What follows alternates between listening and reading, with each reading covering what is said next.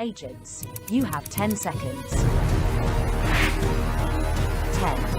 9, 8, 7, 6, 5, 4, 3, 2, 1, 0.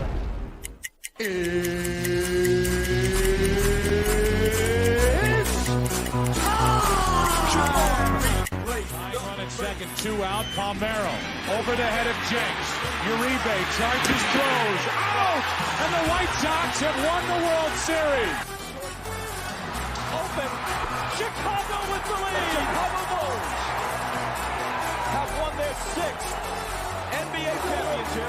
Under it, and to the middle with the 15, to the 20, breaks free of the 25, to the 30, to the outside, 40, midfield, 40, 30 to the coast, 20, 15, Hester 5, touchdown Bears! It's one goal achieved. The Chicago Blackhawks win the Stanley Cup. A little bouncer slowly toward Bryant. He will glove it toward Rizzo. It's in time, and the Chicago Blackhawks win the World Series. What up, what up, what up? Welcome to Shawn and Maya in the morning on this House Music Monday edition. I'm your boy, the SuperBack, Shawn Sierra. Thanks for tuning in. If you're watching us on Facebook Live, well then I guess you found us on Facebook. And if you're not following us on Facebook, what? Listen, go to Facebook, type in Sports Zone Chicago, click the like button, and now you're following Sports Zone Chicago. Simple. But wait, there's more. Go to the show's page. Go to Shawn and Maya in the morning. Go to that page as well. Like that page. And now you're following the show's page in addition to Sports Zone Chicago's page. If you're watching us on our YouTube channel, excellent. And if you're not subscribed to our YouTube channel, for real, listen, go to YouTube, type in Sports Zone Chicago, click the subscribe button. Okay, and then click the little bell. That's the notification button, the little bell next to it. That'll let you know anytime a show from Sports Zone Chicago is going live. Get it? Got it? Good. If you're watching us on our mobile app, wait, you didn't know? You didn't know we had a mobile app? Come on, baby. Listen, we are top notch, first class. Listen, go do what you got to do. Where do you get your apps from? Let me ask you that. Well, go to wherever you get them from, whether it's Walmart, Kmart, 7-Eleven, Zayre, Zemsky, Macy's, Montgomery Ward, Woolworth, wherever you get your apps from. You go there, you type in Sports Zone Chicago, you download it, you take us with you on the go. Not only do you get Shawn and Maya in the morning 3 days a week, not only do you get our other live shows throughout the week, not only are they archived there like they are on Facebook and YouTube, but guess what? We give you a slew. And I mean a slew of articles. Thanks to my man Clarence Council III. Big up to Clarence for keeping you abreast of all articles Chicago sports related. And if you're watching this on our Roku channel, that's what I'm talking about, baby. Sports Zone Chicago, we have our own Roku channel. So if you have a Roku device in the house, you have a Roku TV in the house, do us a favor. Do us a solid, would you? Download Sports Zone Chicago's tile. Okay, so put it right next to Prime Video, Hulu, Netflix, Disney Plus, Showtime, Stars, BET Plus, whatever you have downloaded on your TV, put Sports Zone Chicago's tile right in the middle of all of them. We'd appreciate it. We'd appreciate it greatly. Now, you can also tweet the show. You can tweet us at Sports Zone Shy. That's CHI at Sports Zone Shy. Now, if you want to follow me, just me, personally online, you want to know what I did? Well, let me tell you what I did. You want to know what I did? Well, here's what I did. I made it nice and easy for you folks. Nice and easy. One handle for Facebook, Twitter, Instagram, Snapchat, the Snapper, and TikTok. All one handle at The Shawn Sierra. If you want to follow my lovely co-host, Maya Akai, you can follow her on Facebook and Twitter at The Sports Chica. If you want to follow her on Instagram because you're an IGer and you do it just for the gram, well, just follow her at Maya_Akai. It's MAYA_AKAI. We have a phenomenal show for you today. And don't forget, today some adjustments today, all right? We are only going 9 to 11 today. So going 2 hours today. Probably for the month of July. So the end of this month and the month of July, once the Bears get back in the full swing of stuff, we'll get back into our 3 hours. So 9 to 11 Central Time today. I don't want you to go, what happened? Why are you leaving? It's only 11 o'clock. Remember, we're going 9 to 11, not 9 to 12 today. All right? We have a phenomenal show, but we need you to get interactive with us. So listen, whatever platform you're watching us on, whether it's Facebook, whether it's YouTube, whether it's our mobile app, Do us a favor, leave a question or comment on that particular platform. It'll come up here in the thread. And we'll get it up on the screen and we'll incorporate it into the show. And you know what? That's what makes this the most bestest. That's an old phrase I just made up. Don't worry about it. The most bestest Chicago morning sports talk show around is you. All right? We want it all. Bring all that smoke. We want questions, comments, smart-ass remarks. Bring them. Bring them. Don't sing it. Bring it, to borrow a phrase from The Rock. Let's see who we got in the chat line already. My man Cornelius Squalls, what up? Vernon Fairley. He's like, happy Monday. This Saturday Sox game was a bit frustrating, but they have the series win. The Big Three was cool, albeit too long. That's what I found. I didn't go to the Big Three yesterday, but that's what I found when we went. A couple years that we did go, it was just long. Like, all right, how many times you want? How long do you want to sit there and see 3-on-3 games? How many? Vernon, how many games did they have? Let me know. Was it 4, 5? Let me know, because it was far too long when we went a couple of years ago, and it was just like, oh man, oh crazy. But anyway, Vernon Fairley in the Mickey Ficky house. My man Armando Emeterio Lara Jr. What's up, Papa? He's watching. Feliz lunes también, way. And if he's watching, you know what that means. That means Armando Emeterio Lara the fourth, and Jeremiah must be watching as well. Gentlemen, good morning. Thanks for tuning in. Michelle Walls in the Mickey Ficky house. Happy House Music Monday, baby. You know it. You know it. You know it. House Music Monday. Michelle, thank you for tuning in, Papa. I appreciate it. Oh, here you go, Cornelius. He's saying, good morning, Armando, Patty, Dito, and Jeremiah. There you go. Michelle Walls. I went to the game on Saturday, and you got the basketball jersey. Yeah, I saw it. You posted. I saw it, Papa. I had my people go. I got a text on Saturday evening. They said they got my basketball jersey. I just got to pick it up sometime this week. So that's a nice one. So I'm excited. Listen, I don't know a lot about a lot, but I do know this. More of the usual suspects will be checking in as the show goes on. When I say we got a phenomenal show, I am not bull jiving. Listen, my man has been working. Listen, let me tell you something. When people tell you believe in yourself, okay, and don't take no for an answer, good things will happen, okay? My guest today, my man Vic Chokshi. Man, we've been rocking together for years, man. We about 4 years now, maybe 5. Okay. And he's blown up big time. I love it. He is the head of sports betting, at Fox Sports now. And he's all over the country. I love it. Okay. He's really made a name for himself in that sector, in that niche, and it's awesome. I'm so happy for him. I'm so proud of him. The dude is he's dope. All right, but he's a Chicago guy, and you know what? He talks all sports, and that's what's awesome. So Vic Chokshi, 10 o'clock, is going to join us today. We're going to talk a little baseball in Chicago, Cubs, Sox, talk Bears. And if we have time, the Bulls. But hey, that's if we have time. So we will have him on from 10 to 10, about 10:25, 10:30. Okay. And I'm excited to talk to him. It's been a while. He's been flying all over the country, New York, LA. That's what happens when you're important.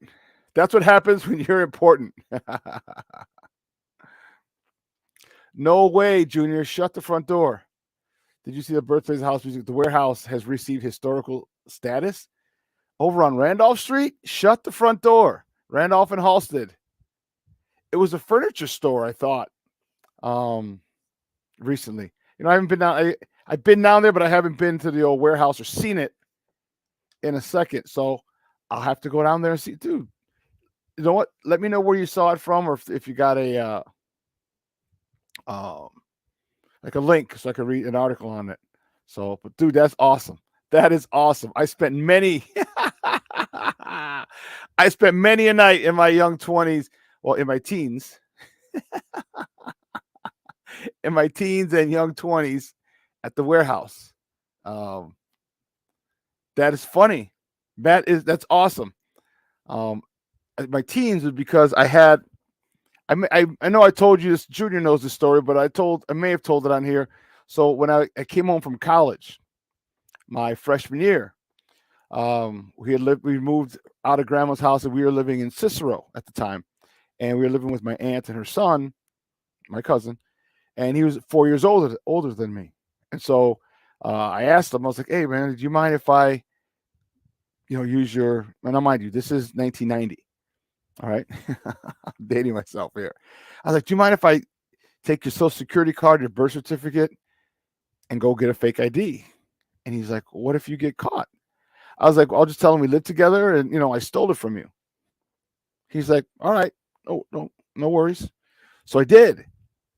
So I go there, and if you've ever been to the DMV on Lexington, right on 290, it's usually crowded, especially on a Monday. For some reason, God's will, whatever, it was not very crowded. I got all the way to the pay. So, you got to fill out forms and this, have you wait. I was just cruising. I got all the way back and took my pictures within 15, 20 minutes. And I was like, holy cow. So now I'm waiting. They took my picture, and his name is Encarnacion. Tamez is his last name, Tamez, but Encarnacion is his first name. We call him Shawn. And so I'm sitting there waiting, and I'm nervous. I'm freaking out. I'm like, come on, man, call me. And in the background, I hear a name. And if you ever watch Seinfeld, and in the Chinese restaurant episode where they're like, Cartwright, and you hear the name, but it doesn't register. Well, they're calling my cousin's name, or my name, Encarnacion, and they couldn't pronounce it, like Incarnation, and after like the third time, I jumped up. I was like, oh shit, that's my name. That's me. They're calling me. So I was like, I went up, I got the ID. Now, mind you, this is back when they had to laminate them. Do you remember that? The laminators? Because they stood, so the picture inside the plastic ID, then they ran through the laminator. So it was done. So I got it. I was scared to be Jesus walking out. I was like, I don't want to walk too slow. Don't want to walk too fast. So I was trying, and I get to the door, and I'm like, okay, I'm still not out of the woods yet, because I'm waiting for somebody just to go and grab me on the shoulder, like, come back here. I was freaking out. And he's only 4 years older than me. So I was 19. He was 23 at the time. So I could have passed, and they probably weren't thinking. And I get in the car. I'm like, I'm still not out of the clear yet. I drive home. Like I said, we were living in Cicero on Austin. I get in the car. I get home. I drive home. Still not. I get in the house, in the apartment. I get in my room. I lay down, and I'm like, yes. I had a fake ID. I laid down. I was happy. I think I might have been crying. I was so happy. And so I was able to go clubbing from that point on. And so many of my nights out when I was 19, 20, 21, 22 were spent at the warehouse over on Randolph. So the fact that they have received historical status is pretty darn cool. All right. But that's a little insight into me. If you didn't hear that story, that's my part of my crazy upbringing. Lavette Lee, she's in the house. Good morning. Thanks for tuning in, I appreciate it. Mr. Soto, he's in the house. Thank you for tuning in, Papa. I appreciate it. Right, the good old days, baby. The good old days. So listen, make sure you tune in 10 o'clock. Vic Chokshi going to join us. He's the head of sports betting at Fox Sports. We're going to talk a wide variety of sports: Cubs, Sox, Bears, maybe Bulls. All right. We might even sneak a little Blackhawks in, just see what the odds are on Connor Bedard. I mean, the Blackhawks are going to take him. They're not going to skip over him. That's not even. I don't even think that's an option. I know they're receiving. They got to be receiving tons of calls for that number 1 pick, but they're just like, no. So, but anyway,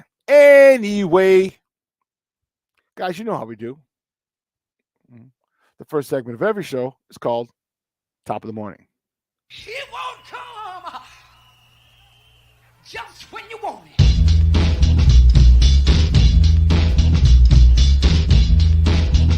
Top of the morning to you. Top of the morning to you. Top of the morning to you. Yes, baby. Yes, the first top of the morning topic. What do we got today? What do we have today? Guess what? The Cubs. The Cubs fall to the St. Louis Cardinals 7-5 across the pond in merry old England, in London, baby. It just touched down in London town. Little Kanye song. 7-5 yesterday. They split the series. Saturday was an ass whooping. They destroyed the Cardinals 9-1, and the Cardinals got the revenge yesterday. Marcus Stroman, he got the loss. He's 9-5 on the season. So much for him getting 12 wins before the All-Star break. He went 3 1/3. He got taken out because of a blister on his finger. 3 1/3, 8 hits, 6 runs, 3 of them earned, a walk, 2 punch-outs. Trey Mancini, who had a key error, he was 1 for 1 with a double. His 10th, driving in his 22nd and 23rd RBIs of the year. Nico Horner was 1 for 4 with a double, his 13th, driving in his 39th run of the year. All right. Dansby Swanson, he was 1 for 4, driving in his 34th run of the season.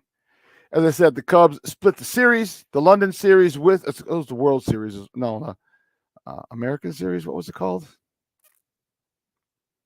I forgot what it was called. But anyway, they split the series with the Cardinals, and it's just amazing. The Cardinals are just god-awful. God-awful. And they handed it to him. Man, did they hand it to him on Saturday, boy. And let me tell you, it was a cool experience. So I have a lot of friends who are Cub fans, and like God said, we must help the less fortunate, those who don't know any better. But I'm kidding. All kidding aside. No, I know a lot of my friends are Cub fans, and the trips that they went on, like they made it a week. And I thought that was a great, great thing because it was in Europe, because it was in London. All right. There's so many places. London is so condensed, Europe is so condensed. Like you could fit all of Europe inside the United States, and it's not very difficult to get to. A few hours, 6 hours would probably be the max. Okay, by driving. So my guy, big shout out to my guy Julio Sierra, and no relation. He's a DJ, and I forgot what his daytime gig is. Some tech thing, I think. Went on the trip. He rode solo. I thought that was pretty cool. First and foremost, because first of all, once you get there, you're not going to be solo. You're going to be thousands of Cub fans there. All right, so I get it. So cool. But he made a week of it. So he went to Spain. I thought it was cool. Then he went to Paris. So he did all the stuff in Paris, saw the Louvre, the Mona Lisa, the Eiffel Tower. All right. And then he went to London for the games. Saw Big Ben, a whole bunch of stuff. And I thought that was really cool. And he did something. That's why I thought it was cool. He checked it every time he posted on Facebook. He check off my bucket list. I'm like, that's pretty wild. So for Cub fans, it was a pretty cool experience because you got to go, depending on how long you want. If you just went to London, cool. You could check that off your bucket list. And if you did other cities like my guy Julio did, man, you got to check off a couple things. He went to Spain. Like I said, he was in España. No, in Spain. That's how Spanish people speak. Spanish from Spain have a lisp. So Spain, Paris, and then London. He took the channel from Paris to London, which I just thought was so cool. My guy Andy Ortega, he was out there as well. It's good to see our guy Evan Altman was out there as well. Evan comes on here all the time. He got a tattoo. Evan's a tat guy. He got tons of tats. He got a tattoo. It's the crawling Cub bear logo, but inside it had the British flag, which was pretty wild, just to symbolize the Cubs playing in London. So there were a lot of things. I thought it was a good thing for Major League Baseball. I thought it was a good thing for Cub fans. And if you're able to make it, the London series, that's right. If you're able to make it, perfect. That's awesome. And so all the people that I see, all the stories, they're just so excited. So unfortunately, they couldn't get the sweep after the drubbing they handed out on Saturday. It just couldn't get the sweep. But again, a great time was had by all in London. All right. Well, the next top of the morning topic, the good guys. Oh, that's what I'm talking about, baby. The good guys. The White Sox beat the Red Sox 4-1. Schulten's, it was a bullpen day, and Schulten's didn't start the game. He came in relief. He got the win. He went 4 innings, one of shutout ball, one walk, 3 punch outs. The hero of the day was my mans and them. Lewis Robert, he was on fire. Lewis Robert, he hit not 1 but 2 home runs. 20th and 21st of the season, driving in his 40th, 41st, and 42nd RBIs of the season. I give Lewis a lot of flack, a lot of static, because of I don't know how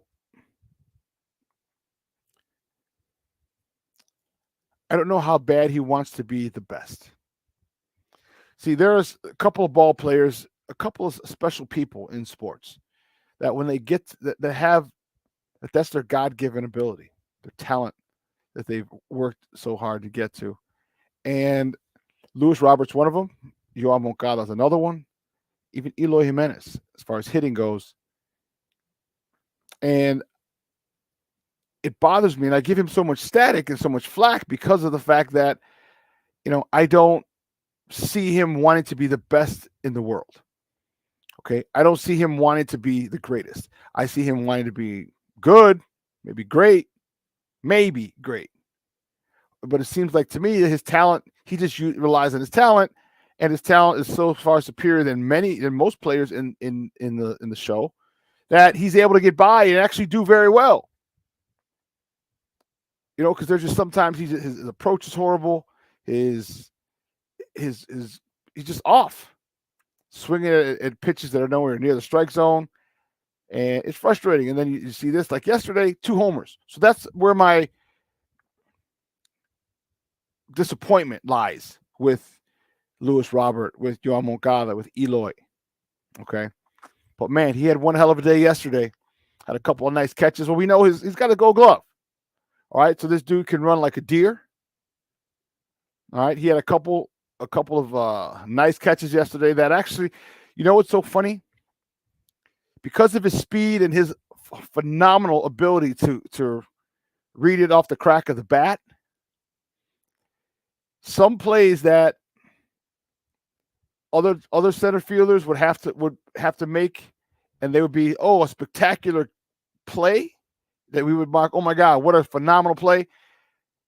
They're routine to him. He gets a great read off the bat, and then he's so fast is that by the time he gets there, now he's coasting. Now he's slowing down, so it doesn't look like he covered a lot of ground, when in all reality he did. So he was the if you picked him, if that was your pick to click yesterday, that was your man.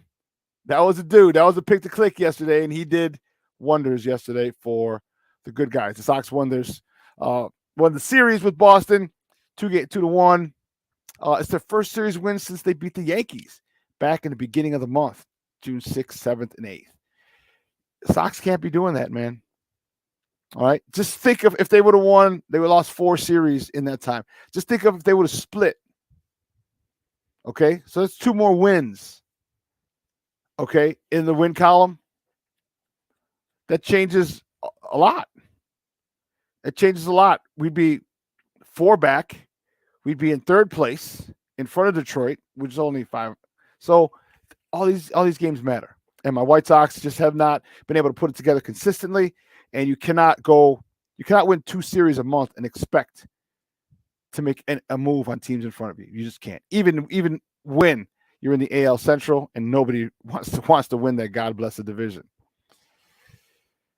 Anyway, the next top of the morning topic, our girls, Chicago Sky. Man, that was a tough one. They fall to the Connecticut Sun yesterday in blowout fashion, 96-72. Man, that was tough. All right. Kalia Copper, 29.7 rebounds. I want to say it was a career high for her. Alana Smith and Courtney Williams each had 11. Marina Mabry, she had 10 points. And unfortunately, right now, the Sky are on a 6-game losing streak.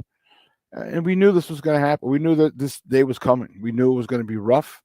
When you lose 4 out of your 5 starters, and a team that got you to the semifinals, a team that won a championship 2 seasons ago, return starters for last year, and you lose 4 out of 5 of them, you're going to have some growing pains. And you know what? The Sky are having some growing pains. And it's frustrating. I feel for Coach, but he's got the thing about it, Coach Wade, is that he's also the general manager, so he's got to get the groceries and cook the dinner. So he's got to do a good job of evaluating talent and seeing what players fit best here.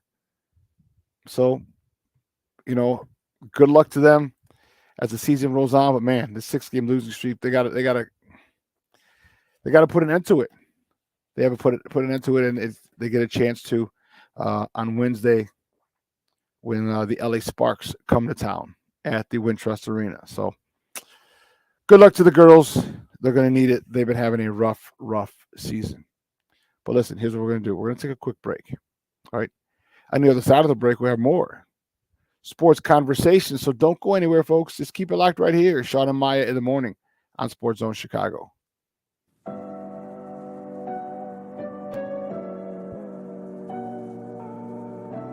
How do you take care of your mind health? For my mental health, I meditate in the mornings. I have my dogs. They're the best. I just find ways that help me just relax. Finding things that make me happy, like being close to my family. I meditate a lot and read books. I have hobbies outside of the game. I'm able to switch off. I'm able to turn my brain off from the game of basketball. Your mind health matters. Your mind health matters.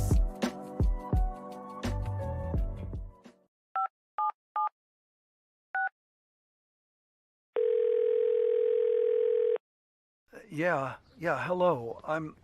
I'm really not sure if this is what you all do, but I really don't have anywhere else to turn. Hi. I don't even know why I'm calling right now. I'm sorry. My thoughts are going a mile a minute. My kids are out of state. My buddies from the Army are all gone now. I'm really alone. I left the service last year. My mom just passed away a few months ago. I miss so much time with her. I keep getting calls about the bills, and I'm trying to get a job, but I feel so stuck. Okay, ma'am. I'm glad you called. Okay, sir. Let's stay on the line and walk through some things. Thanks. Okay. Thanks a lot. Thank you. Hey, it's your boy, the SuperBack, Shawn Sierra, and be sure to follow Sports Zone Chicago on all social media platforms, on Facebook, Instagram, and our Roku channel. You can find us at Sports Zone Chicago, and on Twitter, we are at Sports Zone Shy. Also, be sure to download our mobile app so you can take Sports Zone Chicago with you on the go.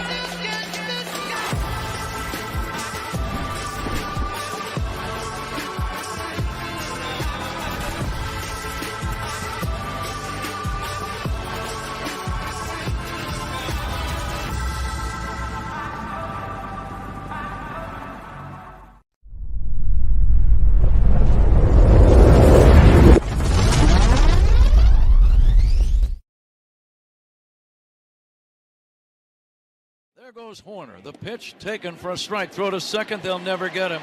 The ball bounces away, and Nico's going to try to go to third. And he will, safely, with a slide. So here's Dansby Swanson. Runner at third. Infield is back. 2 outs. Just underway here in London. Ground ball right side. Through for a base hit. Horner will score.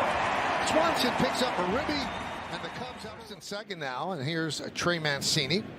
A drive into left center field and deep. Back toward the wall. That ball is going to be off the wall.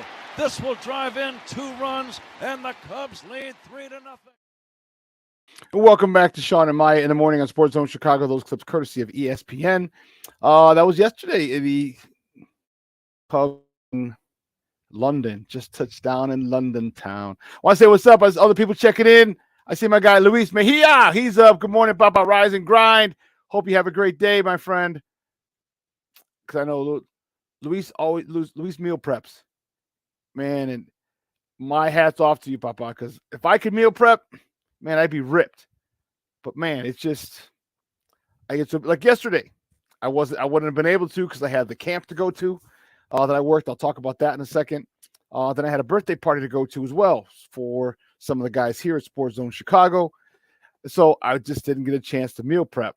My girl Monica, how are you, dear? Thanks for tuning in. I appreciate it. I love every time my peoples check in and support me. It just makes me feel all warm and fuzzy inside, and I'm smiling like a little schoolgirl on the inside. Anyway, but yesterday was tough. It was fun. I went to DJ Moore camp. I can't put pictures up there. We're not allowed to. Like not on this. I put them on my Facebook page, but it was good. It was good to. It was really cool to see wide receiver 1. Now, DJ Moore is not much taller than me. He's about 6. I would say the tallest 6'1", but he's probably like 6 feet, just a shade under 6'1". All right. It got me excited because of the possibilities. Because I'm thinking in my head, man, I'm like, holy sheesh, like this is the dude. Like I'm going to be watching this dude. I'm happy.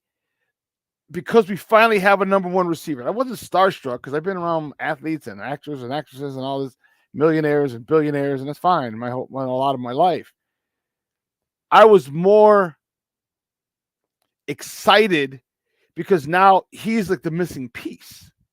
One of the missing pieces, but a huge piece. A true number 1 wide receiver for Justin Fields. And getting to interact with him. So what was really funny was, peep this. What was really, really funny. So we had his little daughter out there, Ariel. Okay, she's 3 years old. Cute, beautiful little girl. Beautiful girl. Just full of life, full of energy. Just full of energy, like a 3-year-old person would. 3-year-old kid would. So opening day, Saturday, was the first day of the camp.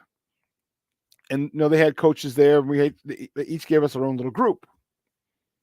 And so he's walking out on the field.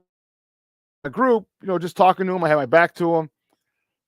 All of a sudden, I turn. I hear her coming. I'm like, I just didn't want to know where I didn't want to hit her. I heard her behind me. So I turn, and she looks at me, and she smiles. She's like, Daddy, I want to go in this group. He's like, you want to go in this group, honey? He's like, yeah, I want to go in this group. So she didn't even say, I want to go in this group. But she turned away from him, ran, sat in the back of the line in that group because I only had 4 kids in my group. And sat in the back of the line, like legs Indian style or legs crossed, crisscross applesauce. My PE, my kindergarten teachers, just like everybody else in line. She's like, I want to be in this line, in this group. He's like, okay, honey. So she was in my group Saturday and Sunday. She came back on Sunday and she's like, hi. She goes, this is my group, and just plopped herself in. And it was so funny. So DJ kind of hung around our group. He was good with everybody. But he came around a couple extra times just to make sure she was okay. And her mom came out there once or twice, and her grandmother came out there once or twice just to make sure she was good. And it was hilarious. She was just running things. Nice. You could tell she's going to be athletic. She was catching the football as well. And it was great. But I was happy because I'm looking at this guy and I'm like, man, you are the missing piece. All right. You are exactly what the Bears needed. Exactly what Justin Fields needed. Like, there's no question about it. Okay. There's no question who's the number one receiver now. There's no if, maybes, ands, or buts. When you game plan, you're going to have to game plan around this guy. And for Justin Fields and for the Bears, it's such an important thing. You look at every great quarterback, they have a number one receiver. They have a dude who makes the Pro Bowl. They have a dude who's guaranteed 1,000 yards a year. They have a dude. And now Justin Fields has that dude. Justin Fields has that dude. And let me tell you, it was so good to see. And you know how high I am on the Bears. You know how I'm really, really looking forward to the season starting, because I can't wait to see these two in action. And don't get me wrong, they're not the only reason this team's going to win. No, but that's a huge part. Okay, Joe Burrow and Jamar Chase. All right, Patrick Mahomes had Tyreek Hill for a long time. All right, Kirk Cousins has Justin Jefferson. All right, you get stud receivers. Okay, and it helps. You know, as much as we love the 85 Bears and we love running the ball and tough defense, that's great. But this is a passing league now. This is a passing league. And you must have a stud quarterback. And you must have a legit number one receiver if you're going to compete at any level. I mean, if that's the case, why in God's name didn't the Tennessee Titans won a Super Bowl? They have the best running game in the league for a couple of years going with Derrick Henry. It's a passing league. And the Bears have conformed, all right, drafting Justin Fields. And we were talking yesterday because I was hanging out with Ben and Damani. So if you follow the Smoke Fellas, and first of all, if you don't follow the Smoke Fellas, make sure you follow those guys. Watch them. They have a Facebook page. They're here on Sports Zone Chicago. They're on every Saturday, 11 a.m. to 1 p.m. They're phenomenal. It's straight barbershop talk, straight bar talk. You know what I mean? Bar, and I love it.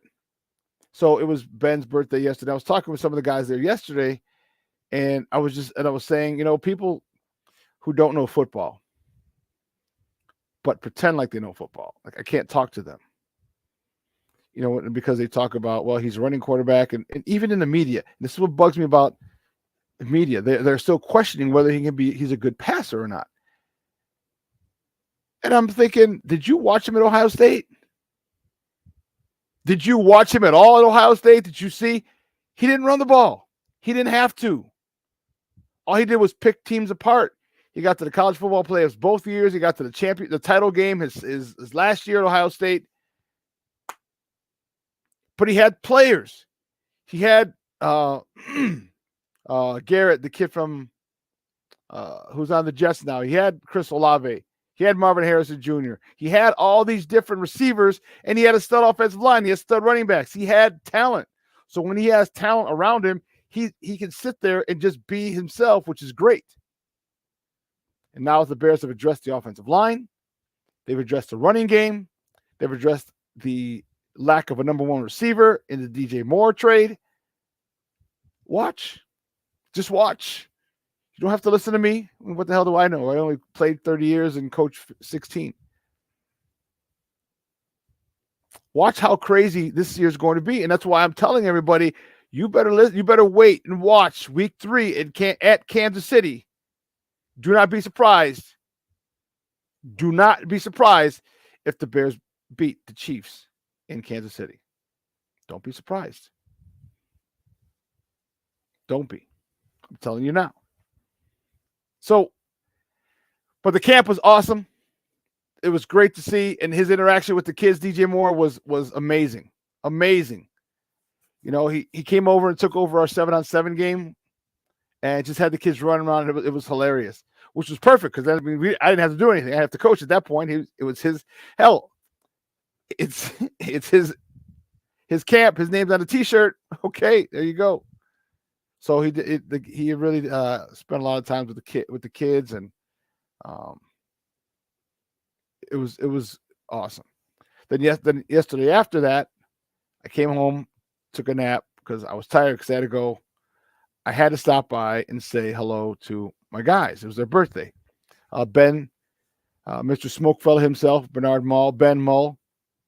His birthday is actually today, so happy birthday, Ben. And Lucky's birthday was Friday. So they both turned 50. So it's from them. This is from yesterday at the spot.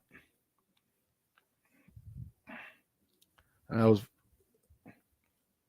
happy to get one shot with my man Lucky Luciano.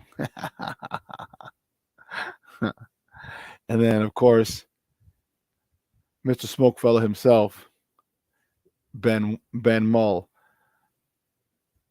KDL was there too. Angry Man Sly was there too. It was good to see it. I got pictures. I just didn't upload it because it wasn't their birthday. But great time yesterday with those guys. Celebrating their 50th birthday. That's why my voice is a little hoarse. If you hear it, it's not as smooth as it usually is. And let me tell you something. I know I know people understand this and know this. So it's going to be like, duh. But let me just reiterate this again. Whenever you have a party, the music is key. The music is key. Okay? Their boy, and you see him on the Smokefellow sometimes, their DJ DY Nemesis. Okay, he shows up. He guest appears on their show every so often. Whenever Sly's out of town and can't make it, DY will come on. Let me just tell you, DY had that party jumping. I don't know. Let me repeat myself. Jumping. I mean, people were just dancing constantly. And there was always one group dancing. One group was dancing, then the other group was sitting down. And then when the group was sitting, who was dancing, got tired, they sat down. Other people got up and started dancing. It was just, he had it jumping. He went different genres. It was mostly R&B, hip hop, but he went back. I mean, you talk about, man, stepping music, house music, R&B, hip hop.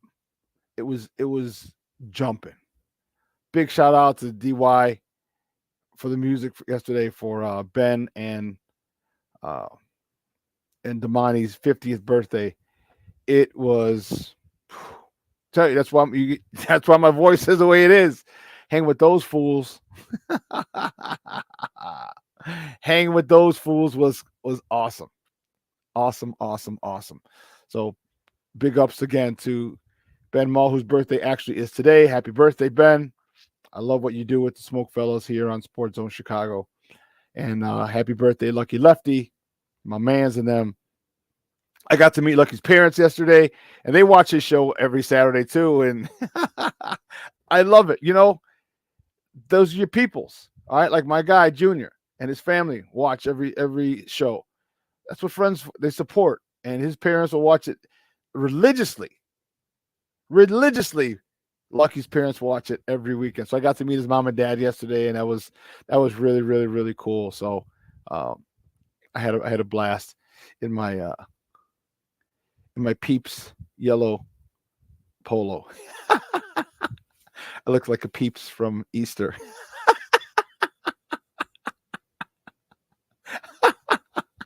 I like it. It's summertime, baby. It's summer. Bright colors. I don't care if I look like a Peeps. Oh, man. It was that was dope. That was really, really, really, really dope. Right now, the White Sox are in a state of flux. Okay? They're, if you're trading, they're in a convergence. Okay? They just keep going up and down, up and down, up and down. They don't go up. They don't go down. They're just moving along. They win one, lose one, win one, lose one, win two, lose two, win two, lose two, win three, lose three. they're just going nowhere fast. And that's the thing that's frustrating. Okay. We got a big win over Boston. Now, a serious win, I should say, over Boston. I get it. Boston is not very good. They're 40-39. Okay. They're still over 500 by a game. Okay. But any series is a good series. Any series that we win is a good series. And we need to continue to do that. Now we need, because of the fact that we decided to wait, and we need to go on a win streak. Give me another 5 or 6 game win streak. That's cool. But I'm going to need this team to go on a win streak, a series win streak after the All-Star break. All right, there'll be a couple of sweeps in there if they do that. But that's what this team needs to do. The Sox are only 6 games back. And that's the thing, is they keep you holding on by a string, hanging on by a string, having you believe, all right, we got it. And no, they don't. Then something else will happen. All right, then Eloy's going to get hurt. Then Yo-Yo's going to get hurt again after he comes back because he's hurt now.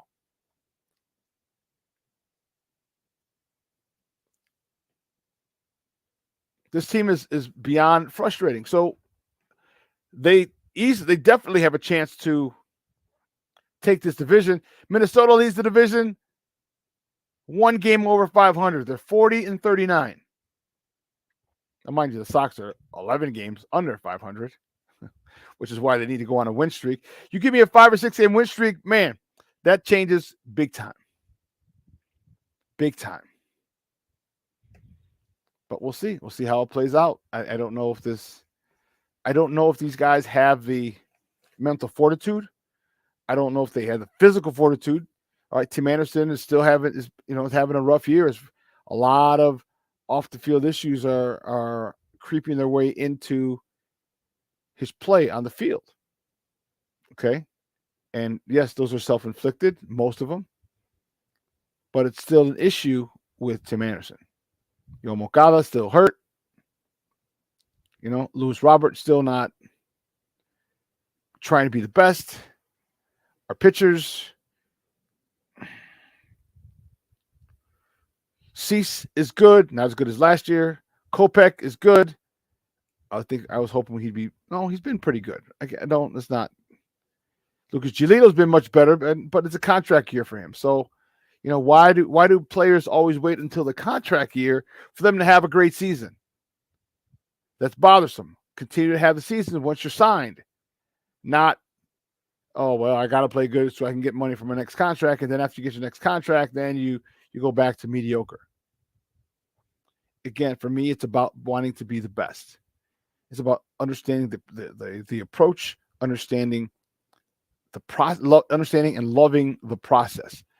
All right. So when you get to a 1-0 pitch, like, okay, I know I have a mindset of this. If I get to an 0-1 pitch, I have a mindset of this. So, and just dominating and understanding each situation. I'm talking as a pitcher. And sometimes I don't see that. Sometimes I feel that they don't see it. Sometimes I think emotion takes over, especially with Lucas. And as a pitcher, you have to, in sports for the most part, you got to keep your emotions in check. Okay, unless you get a big base hit, all right, a big homer, a big strikeout, a big throw 'em out, phenomenal catch in the field. Okay, I get it. But for the most part, you got to stay even keel, and that's what the issue that the White Sox are having. So we'll see. On the north side, they're inching closer and closer to 500. They're 2 games under. Okay. They would be at 500 if they won yesterday. But they're close. And we talked about this yesterday as well. The culture, I've mentioned it here plenty of times. The culture here is good. The culture there is, I wish that culture was on the south side. I'll tell you that right now. And it's unfortunate yesterday Marcus Stroman had to leave with blister on his finger. All right. And then Trey Mancini with that untimely error. You know what happens. All right. It happens. But you can't This is where teams, and they put up numbers. They put up 5 runs. Okay. Just wasn't enough. That error really, really, really helped the Cardinals get by. But you've watched it. All right. It's over and done with. All right. Now you got to move on. Now you got to move on. The Cubs are en route back to the States. All right. They're coming back home. They open, I believe, a 6-game set. They got Philly tomorrow, Tuesday, Wednesday, Thursday. And then the Cleveland Indians. I'm sorry, the Cleveland Guardians. come to town on Friday, Saturday, Sunday. Now, they could help the White Sox out by sweeping Cleveland. That would be nice. But Cleveland's good too. I shouldn't say good. Cleveland's in second place, 37-40, 3 games under 500. All right, and they're in second place. Just goes to show you how terrible this AL Central is. Just horrible. Horrible. But it just means that there's a chance. So you're telling me there's a chance. and the way that they're playing, they have a more legitimate chance of taking this division than the White Sox do because they're so close.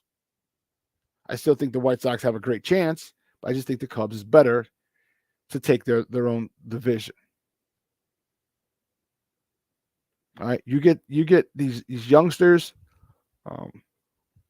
who are playing great baseball, fundamentally sound baseball, getting key hits in high leverage situations. You know, you got the Morel kid, you got the Talkman kid, all right, and you still got Ian Happ, and you got Swanson, and you got guys who are cagey vets, along with exciting, exuberant young stars, young talented players. I want to say stars, young talented players. The pitching's doing as much better. Man, if they can get Tyone to start pitching well, man, that's a great 3. That's a great 3.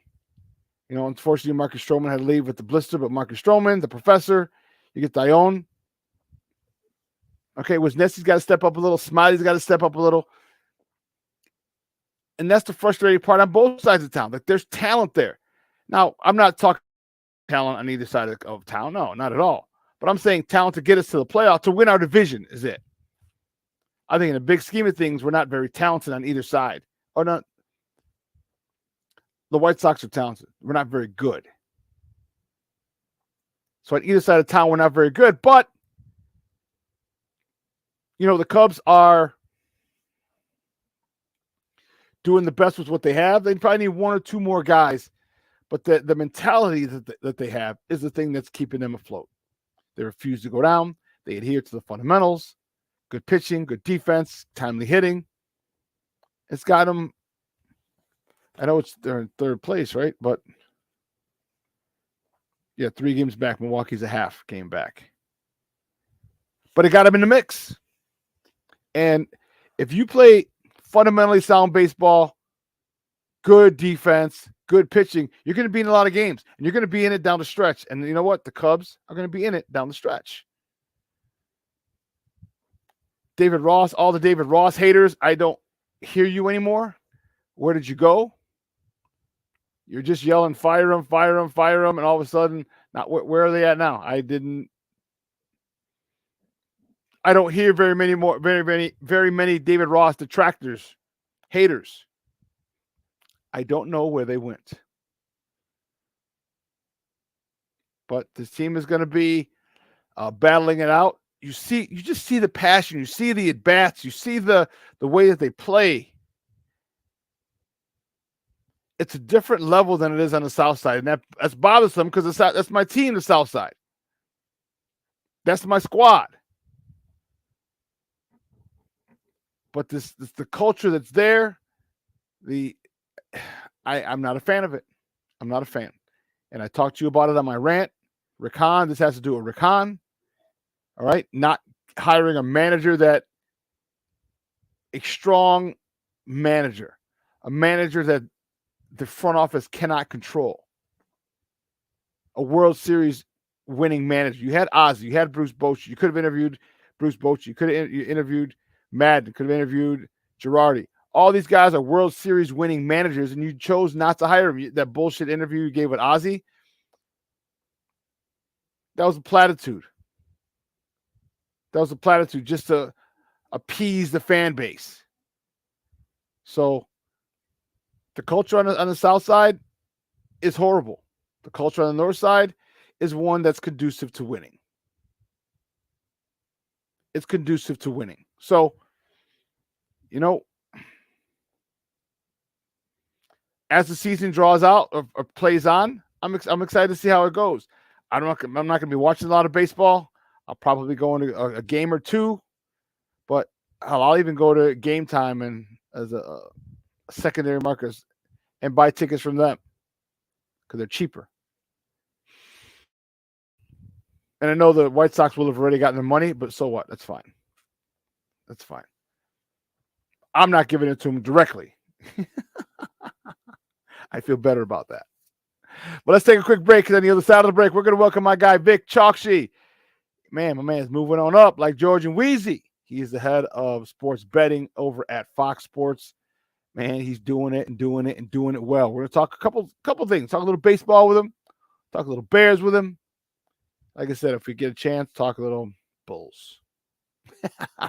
So don't go anywhere, folks. Keep it locked right here. My man, Vic Chokshi from Fox Sports is coming up next. Don't go anywhere. Keep it locked right here, folks. Shawn and Maya in the morning on Sports Zone Chicago.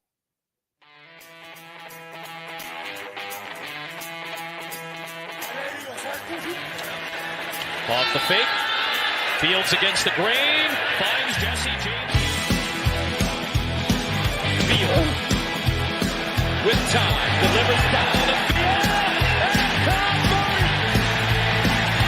Still running.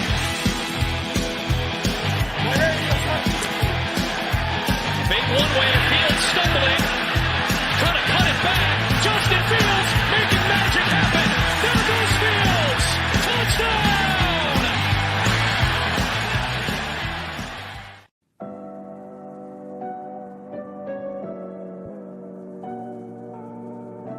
How do you take care of your mind health? For my mental health, I meditate in the mornings. I have my dogs. They're the best. I just find ways that help me just relax. Finding things that make me happy, like being close to my family. I meditate a lot and read books. I have hobbies outside of the game. I'm able to switch off. I'm able to turn my brain off from the game of basketball. Your mind health matters. Your mind health matters.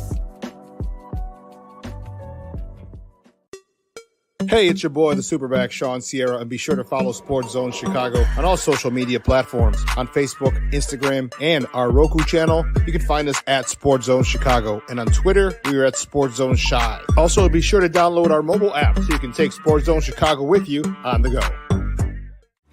Everybody in a work zone is someone somebody. This is my mom. She works for KDOT. This is my dad. This is my mom. This is my daddy. This is my sister. This is my daddy. This is my son, Scott. He was killed while working in a highway work zone. When you drive through a work zone, drive like a life depends on it. Because it does. Order up. Thank you. When I want to give up, I try to focus on getting to the next minute, then the next hour, and the next day. It might not seem like it right now, but there are people out there like me who want to listen and support you for the long haul. And I found someone to talk to, someone who listened.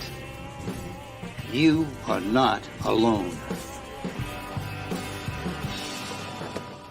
Hey, this is Dr. J, and I listen to Shawn and Maya in the morning.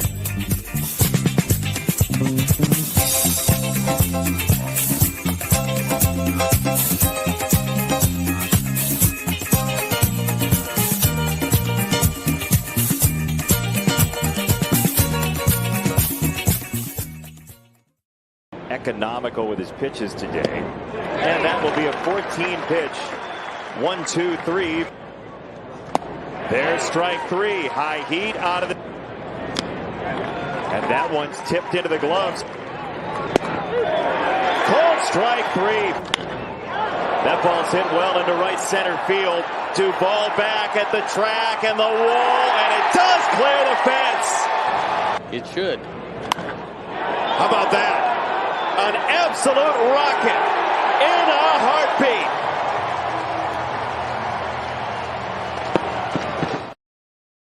Welcome back to Shawn and Maya in the morning on Sports Zone Chicago. Those clips courtesy of NBC Sports Chicago. And you see why I get so fired up? You see why the hair on my arm stands up? When you have talent like that, that anytime you step to the plate, he's becoming one of those guys that you have to stop what you're doing, because I'm about to ruin the image and the style that you're used to. You got to stop him when he's up to bat. You have to. Because that second home run, pitcher tried to sneak a fastball inside. That wasn't in the zone. It was inside. He pulled his hands in. First of all, you got to pull your hands in. How many people have strength to get it out of the park? Not just out of the park, but a rocket like that one was. But he doesn't do it consistently. That's where I get pissed. That's where I get frustrated. That is why if I had hair, I swear to goodness, I'd pull it out.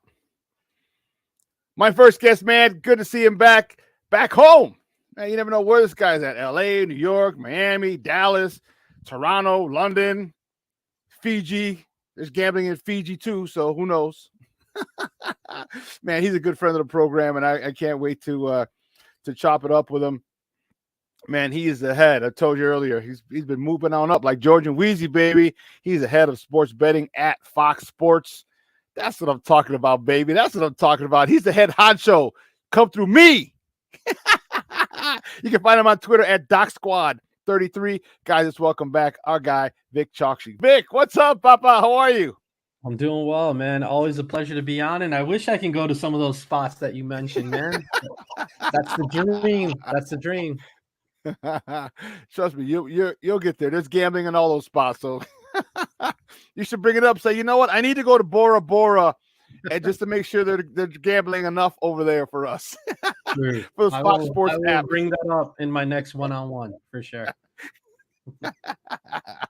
Oh, that's awesome, man.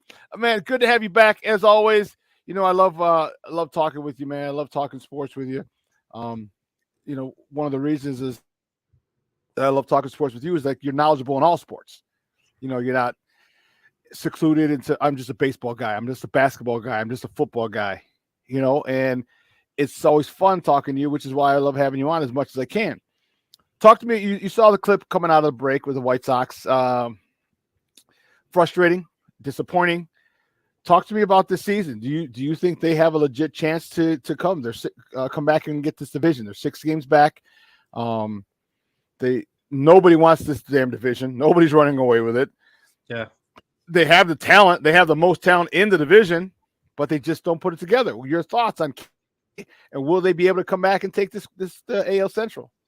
It's interesting because, I mean, you and the diehard Sox fans know this. Jerry loves this team more than he loves the Bulls, and he loves this squad more than anything. And so I think they keep it together, and they're going to try to add and make a run because of that. Now, on the flip side, if it was me or any logical person, I would start over, man. I would start over. I think they are underachieving.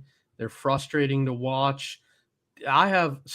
Admittedly, I'm a Cubs fan, but I have a ton of Sox fans that are my boys, and each of them has said this is probably the most frustrating year that they've had as a Sox fan, which is saying something, right? And you know, the same feelings that you had coming out of that clip is literally how every Sox fan feels watching every single game this year, right? And throw in last year as well. And so to me, I think it's time to kind of start over a little bit, but on the flip side, I just don't see Jerry doing it, man. I think they're going to go down firing this year and try to give it one more run just because of how much he loves the squad. Yeah. And that's the thing is they win, like they'll have a big series. And granted, Boston's a game or two over 500, so it's not like they're world beaters. But the name Boston Red Sox gives you a much better feeling and maybe even a false sense of security because it's just the name Boston. They're not very good this year. But hell, well, the last time we won a series was what, the 4th, 5th, and 6th of June. I mean, you can't go in if you're going to win a division, you can't win 2 series a month. He just can't do it. That's not going to get it done. Especially but they when do you're it. trying to catch up. So yeah, you're right. So, but when they do it against a big team, a big name market like Boston, fans get excited, and then then you go and we got who's next? We got a 4-game set, don't we, against the Dodgers? I mean the Angels. So we're traveling to Southern SoCal, and now what do we do there? Do we split? Do we win 3 out of 4? Do we lose 3 out of 4? Here's where we're going to get tested, and it's frustrating because as I said, as I said before, you got Yoan Moncada, Eloy Jimenez, and Luis Robert Jr. Those guys should be stealing all-star MVP votes from each other every single year. That's how talented they are, and they just don't. Talk to me though about the manager. I liked the hire because first of all, I wanted Ozzie. You know me, and I love Ozzie. I think Ozzie would be the best fit for this team. But it was evident that Rick Hahn is not going to hire a World Series manager, a guy who he can't control, which is why they didn't bring in Bruce Bochy. Why would you bring in him? He's only taking his Texas Rangers to the top of the AL West. No Madden interview, no Joe Girardi interview. All these World Series champion managers who would basically say, hey, F you, you're not making the lineup. I am. Yeah. Talk to me about how you feel about not bringing a World Championship or World Series winning manager in here when you had the opportunity. There were 4 of them out there to interview and hire one of them, and he did not. He wanted a puppet. Yeah, so I don't know. You do a lot of these shows, so you probably don't even remember, but we had a conversation like this when the job was up for grabs, and I was 100% behind exactly everything that you talked about. Whether it's Ozzie or whether it's bringing in someone proven to take this team to the next level, because the talent is there. It's time to win, right? Like, this is it. You can't go with someone that's inexperienced or doesn't have that World Series talent if you are legitimately trying to win a World Series with all the pieces in place. And so wasn't a fan of the hire. And so far, there's no one out there that can say it was a good hire, right? Like, you're 6 games back, you're struggling, you're seeing 11 games under. Yeah. And you're seeing a lot of the same stuff that you saw last year, right? That was kind of one of the biggest reasons to move on, was to correct some of those things. And for him to have a better feel with some of the younger talent that's on the squad, and things are going to change. But to me, we're seeing a lot of the same recurring issues, and so far it's been a failure. And so again, that's going to be another big thing, other than what they need to do at the deadline, is are they going to move on after a year? When the rumors come out and then the big brass are quick to shoot it down, it's almost like the opposite a lot of times, as me and you know and have seen, right? And that's kind of what happened. And so, that's going to be another thing to keep an eye on. And I think it all just depends on what direction they go. If they're going to go with a complete start over, then they might just start over when it comes to the skipper as well, right? If they're going to try to add to the squad and put it together and have some continuity, then they might run it back. But at the end of the day, I think me and you have seen a lot of Chicago sports as owners, management. They're just going to be they don't want to be left looking stupid. And this is like one of those moves where it's going to come back to them. Fans and everybody's going to be like, well, you guys are the ones that made this decision. You guys are the ones that hired him over World Series managers, Ozzie, everyone else. So they might just keep him so that they don't look dumb ultimately, which is not the right way to do things. And that's not in your pay grade, because we would be running some of these squads. But that's how, certain people and people with money and wealth and power think sometimes, right? So I don't know, man. It's a tough situation. It's kind of like, we can transition to Jerry's other team if you want to, the Bulls, in a little bit. But, again, last time I was on your show, I told you that this was going to happen. Like, we were going to lose our pick. We're not going to be able to add any talent via the draft. We don't really have a lot of money, and they're stuck in the worst position because it's not a championship level team, right? And so, again, there's a lot of decisions that are going to be coming up. Bro. You got Julian Phillips. I like the kid. He's super athletic, right? But is he really going to come in and put us over the top? Like, he's a project, right? And so you get him, you get the big guy to UConn, which is nice, but we're still so far away from being a championship contender. And that's what breaks my heart is you just have no ways to improve more than anything, right? And now Lonzo's going to be out for the rest of the year, which also kills me because I just think he's an awesome player and a good dude. But you saw the team without him. It's been a losing team without Lonzo on the floor, and now you're going to kind of run it back is probably what's going to happen, and they're going to push to the fans that next year we'll have a lot of money and draft capital. The story that we've all heard many times since ad nauseum. Yeah, so that's what I see happening, man. So I don't know. I just don't see the Bulls or the Sox being in position of giving fans hope. On the flip side, the Bears and the Cubs are kind of in a good position where we have some potential and we have some things that we can get excited about. The you're right with the White Sox and the Bulls. You sit there and you wonder, and it's unfortunate. Like they're literally mirror images of each other. But I will say this: I do see AK's vision. All right, I see Vooch. Okay. They're gonna try and go get Vooch. All right, you look at Denver because my whole thing was okay. He just put this Denver team that won the title together. That's it. That's his fingerprints are all over that bad boy. Yep. Okay, so where's it here? So you look at Vooch. He's a poor man's Joker because he can hit a three. He can bang down low a little bit. He can facilitate. We've seen him with phenomenal passes. Okay, I got that. Well, I need my shooters. Where's our Aaron Gordon? Where's our Michael Porter Jr.? And like, okay, well, P. Will. All right, well, P. Will's got to do a much better job of being a three-point shooter. Colby was hot for a while. He was really, he's definitely improved his game. Okay, I can see that. The point guard that's the issue. When they had Lonzo Ball, they had the best record in the East. Okay, sure. Granted, other teams were down for whatever reason, but you know what? No one gives a damn when we're hurt. So I don't care when other teams are hurt, or I'm not going to qualify it by saying, well, they were hurt. Hey, you know what? It's a grind. All right. So we had the best record in the East until he got hurt. We haven't replaced that. How happy were you that they just came out and said he's going to miss next season? Because now there's no confusion. There's no maybe. There's no hope. There's no. We don't have to. Now we can go say, okay, now we need a point guard. What are the two most things? What do you want from a point guard? Because Lonzo Ball gave you the ability to run the show, great defense, and a really good three-point shooter. It's going to be tough to find a point guard with all three of those things. What two would you settle for in a point guard that the Bulls go after? Yeah, no, you bring up great points. And listen, man, we were first in the East, and I understand his logic, and we did start to build stuff, and it was exciting. It was an awesome year last year. The thing that kills me is just I know this, you know this. A lot of people everybody inside that building knew Lonzo wasn't going to play last year. Mm-hmm. And so going into that year, they knew they had that weakness at point guard, and they knew they didn't have three-point shooting, and it bit them in the ass, right? Like that's all we want. We're not asking, fans aren't stupid. Like we saw all of these deficiencies when Lonzo went out for that half a season. And so that's all we wanted was improvements in those areas, and to not address that.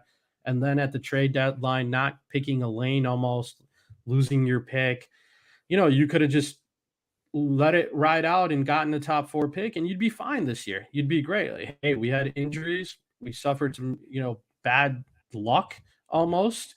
And now we're going to retool and replenish. But to me, how are we going to be able to do that? You're not going to get a guy at Lonzo's level now because of the situation that we're in, right? And so, yes, Cornelius, you bring up a good point. Mo Bamba, by the way, I was on a plane with this guy, nice guy. He was Mo Bamba, that's dope. Yeah, sitting next to me, poor guy sitting in coach. So he's like, a grinder. He's a grinder almost, but I have no clue how he's sitting in coach. But I like that idea, Cornelius. I think we might have gotten a similar player to Mo Bamba, maybe from UConn in the draft, right? But to me, point guard and three-point shooting is going to be big. I'd love to see us get like a Seth Curry or someone that can help. And to answer your question, sorry for the long rant, Shawn, I would love to see a guy that can really control the floor. I know people are not going to love that answer because you want scoring and you want three-point shooting, but a guy that can run the offense and make DeMar and Zach play up to their potential. Almost like a project manager or floor general, someone that can put them in their place and someone that can get us back to how the offense was humming before Alonso went down. And the reason I bring that up is all of us see it.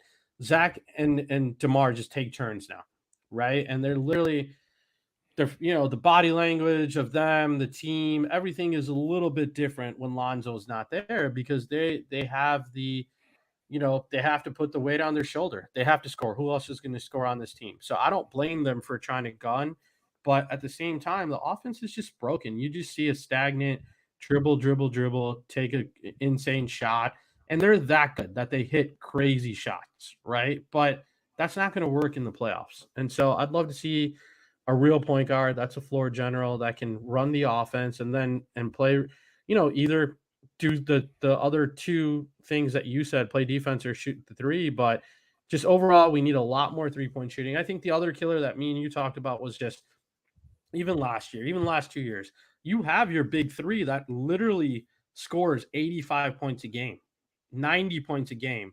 It's just a math problem. Everybody else is hitting threes while you're hitting twos. They're making tough shots. They're playing well. They're scoring 90 points a game at times, and we're losing those games by a significant amount to teams that are not even as good as us because other teams are just chucking away at three, and that's the new NBA, and you have to adapt to that NBA, right? And so even the team that he put together, they could shoot the three ball. They had a bunch of guys surrounding the Joker, right, that can shoot the three, and that's what we need to do. And we need to change our offensive philosophy. Our defense was pretty good by the end of the year. We were top 10 in most metrics. And so for us, point guard, 3-point shooting, I'd love to see that. But again, now you're stuck. How are you going to add those pieces? Either you got to break it up, trade someone, or you're going to have to sit through this team for another year and then kind of address all of these issues when DeMar's off the books. Maybe you trade Vooch to a contender and kind of roll from there. Guys, we're joined by Vic Choksi, head of sports betting over at Fox Sports, talking just Chicago sports, little White Sox, little Cubs, little Bulls right here on Shawn and Maya in the morning on Sports Zone Chicago. Yeah, man, it's frustrating because I think they have some pieces, but I think I'm waiting for Patrick Williams to develop. We've been saying that for the last 2 years. Yeah. But I think Kobe stepped up. I think he's developed. He became a much better 3-point shooter. And if Patrick Williams could be a dead-eye 3-point shooter, a 3-and-D guy, man, now we got one of those pieces. And then, and for me, the point guard, the traits that I want a point guard to have are running the floor and 3-point shooting. All right, so we don't have to worry about specialists and things because if you run the floor, you can facilitate. So when you got that wide open three, when they collapse, if someone comes out and leaves the man under the hoop open, boom, you just get it to him, easy bucket. And that was one of the things that really bothered me. You talked about the math, all right, 3s over 2s. Yeah, I get it, but you weren't making a lot of 3s. So why wouldn't you make at least some 2s if you're 1 for 9 from beyond the arc? Why aren't you driving to the hole? And that's the thing that bugged me. Like, it's not rocket science. Like, some of the shit that they're doing is like literally grammar school stuff. If you can't hit the 3-point shot, go to the hole, get fouled, get a 3 throw, get free throws, get a rhythm. Remember, that's what Mike would do whenever he was off. He'd like, all right, let me just go to the hole. If I make it, it's an and one. If I don't, I get to the line, I get my rhythm back, I get rhythm, and now I can start hitting some jumpers. Why is this not so common to people? Why keep shooting 3-point shots and hitting 28, 30%? You're like, oh my God, you're killing me. Stop shooting goddamn threes, Vooch. Yeah. You bring up good points, and I think two guys have to take the next step at getting to the line more. One, Zach. Obviously, me and you have seen this guy play ball. We've seen him. We've sat up close to this guy, and he's just an electric offensive talent. At any point in the game against any team, I've literally sat courtside and watched this guy play and just watched Zach for the entire game. He goes into these spurts where at any point, if he honestly wanted to drive the ball and get fouled or dunk on someone, he could. That's just being honest, right? Like, he needs to be more aggressive. And I know he was coming off a knee injury. And so we have to kind of take that with a grain of salt. And he showed us how good he can be inconsistently in the second half of the season. But when you watch those games, when the guy is on and when he can get to the line, he's one of the best offensive players in the game. So he needs to step up, get into the line, and you nailed it with Pat. I'm a little bit of a Pat Williams apologist because, first year COVID, and that was very different for rookies. He missed everything. Second year, he missed everything with his injury. And last year, we did see some really good spurts. I've also seen that and you've seen it and we've read about this, but mentally is where I think this guy needs to get better. And I hope he works Bingo. with DeMar and some of these guys, because the games that Zach and DeMar do not play, Patrick Williams scores like 25. Goes ham. He goes ham. Easy. He looks like a star out there. Whether it's summer league or last couple of years when those guys have been out or they're resting, I mean, the kid looks like the real deal. You see the flashes. He's got the body, of course, but he could shoot the 3 ball. But he's aggressive. It's all mental. Yes. When those guys are not there, when those guys are playing, he literally stands in the corner and is just waiting for a 3. Like that. I love this squad so much. It's kind of a sickness, but I'll watch and replay stuff. And I just watch guys sometimes, and I'll watch the entire game, and he's just standing there. Like, if he's going to stand there, he's not going to be the player that we need him to be.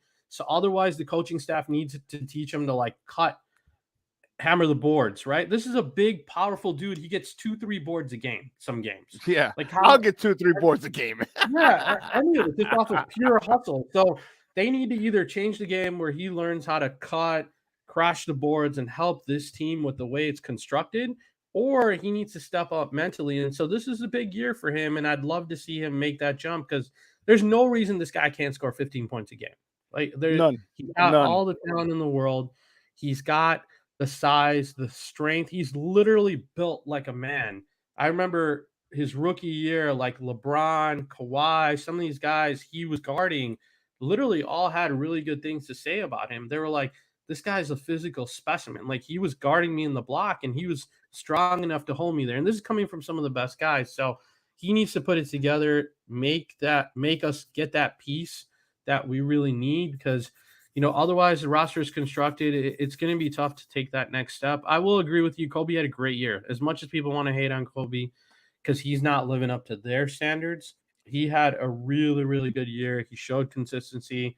I still think Kobe's a terrific 6-man, and that's like his role, and that's where he needs to be. So if we can get a point guard that can do everything that you said, P. Will can take the next step, stay injury-free. Yes, we'll have a chance, but are we a championship contender? I still think we're a couple pieces away from that for sure.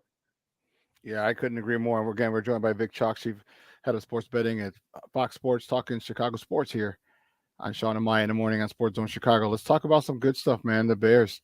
I worked at DJ Moore camp this weekend, Saturday and Sunday, and I was just giddy like a little girl, like you are. And not because it's a football player.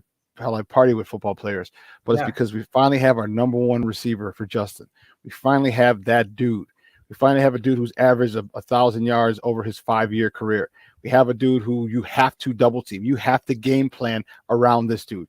This is the dude. We haven't had this as Brandon Marshall. Okay. And now that we've talked to me about how excited you are after fortifying the line, after adding the running backs and creating a hell of a running back room, after getting DJ Moore and taking less pressure off Chase Claypool and Darnell Mooney, adding Tyler Scott. Talk to me about your excitement going into this season with the Bears now as before the draft. Yeah, I mean, you nailed my excitement when it comes to the offense, man. I think that, one, this is it for Justin now, right? Like, continuity in the offense, same play caller, fortifying the line. Like, you have some monsters on that line now. And now adding a guy like DJ Moore, adding Tyler Scott to already Chase and Darnell. To me, DJ Moore is probably the most that I'm excited about this year, other than seeing Justin take that next step, is because, as you know, as a lifelong Bears fan, we've all seen the graphic about how many quarterbacks we've had in Chicago, which is 100% true. But take a look at wide receiver. We've never had a kid. I can go back and talk about like Marcus Robinson, right? Mushin Muhammad after his prime. And then we had Brandon Alshon for a year. But other than those guys, I don't see where you've ever had like a superstar receiver. And that's what I'm most excited about. I mean, the stuff coming out of camp, the stuff that you've told me, a bunch of other people that have been there, they've never seen a receiver this good in a Bears jersey almost. Is kind of what the word is around the street, right? Like, everybody's in awe. He's making unreal catches. And I think that also makes Justin step up his game. I think that'll also help the receivers step up their game. Like, hey, this is a big dog. We need to fall in line and fall in order. And really, that's a lot of things that I've heard from coaches and leaders is you got to have that guy because that's what pushes everybody else. Because sometimes if everybody's in the same group, they all feel like they're the guy, right? And then you get a little bit of this tussle. When you have a big dog and the order is set, he makes everybody else step up their game, and that's what I'm most excited to see. I'm excited to see him take some deep balls. I'm excited to see him open up the field for everybody else, including Justin, like obviously running, but then now we get to see Darnell and Chase. Like, what are you made of? You guys aren't getting double teamed anymore, right? Exactly. All of that pressure from you. So can you play at a high level? Are you worthy of the money that we want to give you, right? So those are all of the things that I'm super excited to see is the offense. I do think the defense gets better this year. If they can be an average defense, I'll be happy with the talent that they have. But there's no excuses for this offense not to kind of take the next step this season. And listen, man, we're the only team that's never had a 4,000-yard passer. Jared Goff had 4,000 yards last year. Jared Goff. So it's time, right? In Detroit. In Detroit, not even in LA with Odell Beckham and all those guys and Robert Woods. Exactly. In Detroit. So it's not from like our perspective that we're in the industry and this is our job, but it's also just from a fan's perspective. Like it's time. It's time for us to take the next step. And that's what I'd love to see. I'd love to see us win more games. I'd love to make sure Justin is the man. And I'd love to see our offense finally become a real NFL offense. If those things happen this year, I'll be happy. If we win 8 games and we're in all the games, right? If we're kind of like the Lions from last season, to me, that's where I would love to see this team go. Of course, I'd love to see them win the Super Bowl and be a contender. I still think we're a season away. I love what they're building. But once we can get a pass rusher in next year's draft with the Panthers pick, which was also another genius move because that sets us up in a good situation. If for some reason Justin gets hurt or he's not the man, we have the Panthers pick. If he is the man, we can keep that pick and add some superstar talent, or we can trade that pick and make our roster better, right? So I really am passionate about this team. You know that, and I think we're in the right direction. I'd love to see them take the next steps, and I do think if all things fall into place next year, I do think we can be a legitimate Super Bowl contender. We will be, and here's what I hope that they do. You know, Texas just sent I keep saying Texas. Houston set the blueprint, all right, with their 2 first-round picks this year. I'd love it if we did the same next year. You go get the best best edge rusher, and if you don't sign Claypool or Mooney again, hell, you even go get Marvin Harrison Jr. But you trade back up, get the best edge or 3-tech. And if he's if you sign him, then you get the best 3-tech and the best edge, and now it's on. So that's I hope it works out that way. Hey man, I know you got to run. Do me a favor though, before you go, let everyone know where they can find you and your work online. Yeah, always a pleasure, man. I could do this all day, and you and me both, bro. That's the dream, man. One day, man, we got to get a pod and just make our careers off of this. That's the dream, man. Because I could do this all day with you. I always enjoy it. Thank you for having me on. For gambling stuff, if you guys are into gambling, check us out at foxsports.com. We're doing a lot of fun stuff on the odds tab. And then for me, at DocSquad33, you can see it on the screen there on Twitter. Anything you guys want to talk about, I love engaging with people, man. I love Chicago sports, as you guys know, and we can talk for days. So hit me up on Twitter. And Shawn, thanks for always having me on, man. And always, I wanted to give you a shout out, brother. A couple of years ago, I didn't know if this is what I'd be doing in life, man. And you were one of those guys that, you know, just your attitude and your love for the game, and you're just a good dude, man. You always help people. You help people and promote them and kind of help them step up in life. So I appreciate you, man. Hey, no problem, man. It was easy to see talent when he was there in front of me. I was like, oh, hell yeah, you got to stay in this thing. You're crazy if you don't. And now you're big balling. Hey, so do you have your own little personal private jet that flies you back and forth yet, or is that coming? That's the dream. One day when it comes, you'll ride with me somewhere, man. We'll go to a Bears game. So, hey, I love it. Hey, Baba, take care. We'll talk soon. Have a good day. Thanks, buddy. All righty. Guys, Vic Chalksheet, my man from Fox Sports. I didn't know he was going to say that. That's funny. Yeah. That's funny. That's funny. He mentioned it. I love it. Great stuff. with my man Vic Chokshi, and I'm glad he reiterated what I was saying about the Bulls, about the Bears.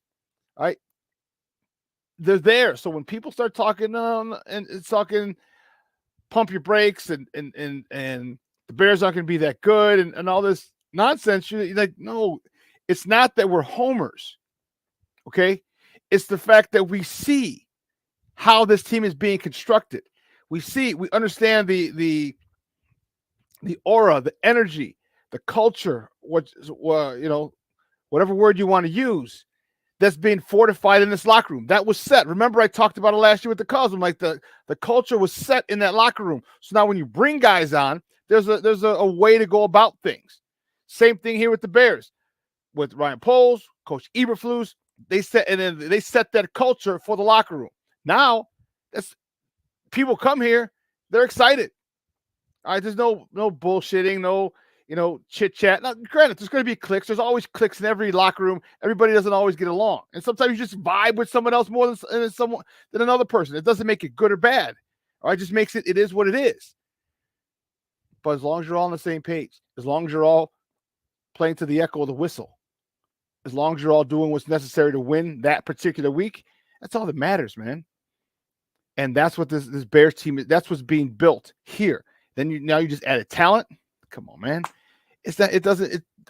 I told you. To borrow the words of the great poet laureate Common from Chicago, it doesn't take a whole day to recognize sunshine. It doesn't. And it's no disrespect to any other team in the NFL, in the NFC North. Our team has just gotten better with what they did. The team as a whole. Because sometimes you add one piece and the sum doesn't equal the parts. That's the case. You got one piece here, but when you put them all together, they're a lot bigger than each individual player. Which is why this Bears team is going to have one hell of a season. I'm telling you, I'm saying I took 10 wins, and people think I'm crazy, and that's okay. Because when they get 10 wins, barring injury, of course, because we're not selling off our defense again like we did last year, because I said they're going to have 9 wins last year, and we were in every game except like 2. But they're going to have one hell of a season. DJ Moore is going to be a huge part of it. And if this dude can get 1,000 yards with us, and I didn't get to say this to Vic. The dude is 26 years old. He's going to be 26 years old. He's going to be 26 years old. He is right in the middle, in the start of his prime, not the middle. He's in the start of his prime. He's got a good 4 to 5 seasons. 26, 27, 28, 29, 30. He got a good 5 seasons of quality ball where he could be one of the top receivers in the league for the next 5 seasons. It's exciting. It's exciting. And with a quarterback who's ready to take a next step as a passer, getting a receiver who's just stepping into his prime, come on, man. Upgraded offensive line. Like, these are all things we tell you. These are all things I've told you. These are all the things that I've been reiterating why I'm so excited for this team. And now you see someone else who I hadn't talked to Vic in a while. He sees the same thing. And trust me, he's looking at it from a different perspective because he's a head of sports betting. Like, they got to set the lines. They got to do all this other stuff. So, Vegas ain't about to lose their money. They ain't about to lose their money. Real talk. So when you got a guy who sees things like that, just the way I've been telling you, who works in charge, he's the head of sports betting for Fox Sports. Come on, man. You know what I'm telling you is legit. You know what you're hearing here is legit because other people outside across the nation are seeing it too. Let's take a quick break. And what's really funny is the last break of the show because we're done at 11 today. That's a little nuts though. It's funny, but don't worry about it. It's the last break of the show. So listen, we're going to have some more sports conversation on the other side of the break. All right. So don't go anywhere, folks. Keep it locked right here. Shawn and Maya in the morning on Sports Zone Chicago. Hey, it's your boy, the SuperBack, Shawn Sierra, and be sure to follow Sports Zone Chicago on all social media platforms, on Facebook, Instagram, and our Roku channel. You can find us at Sports Zone Chicago, and on Twitter, we are at Sports Zone Shy. Also, be sure to download our mobile app so you can take Sports Zone Chicago with you on the go. Time out. How are you feeling right now? Happy? Excited? angry, overwhelmed? One of the best things you can do for your mind health is to name what you're feeling. It can sharpen your awareness and help you talk about your feelings with someone you trust. Here are 3 questions to ask yourself. Where are your thoughts right now? In the past, the present, the future? Do you notice any sensations in your body? Is your heart beating fast? Is there a flutter in your stomach? Or are you fully relaxed? What do you need right now? Time with others? Time to yourself? Remember, there's power in this awareness. So find ways to identify what you're feeling today.